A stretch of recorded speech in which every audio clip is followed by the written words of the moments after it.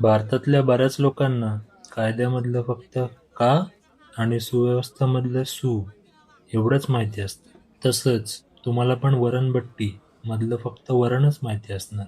मग हा बट्टी काय विषय आहे? आपल्याला काय करायचं आहे? आपल्या एरियामध्ये काय आयटम भेटत नाही आणि हे कसं बनतं हे जाणून घेऊन आपण काय बनवणार नाही. आपण फक्त बघायचं. कुठे मोठा स्कॅम झाला, कुठे घोटाळा झाला, कोणी भ्रष्टाचार केला, कोणाची संपत्ती अचानक वाढली. त्या रील कशा? आपण बघतो, लाईक करतो, पुढे ढकलतो. तशीच ही पण रील बघायची, लाईक करायची, पुढे ढकलायची. मी पण तुमच्यातलंच आहे. माझ्या एका खानदेशच्या मित्रांनी सजेस्ट केलं होतं म्हणून मी खायला आलो. बाकी तुम्ही जर खाणारच असाल तर बट्टी चुरूनच खा, नाहीतर तुमच्या घरी ईडीची धाड पडेल.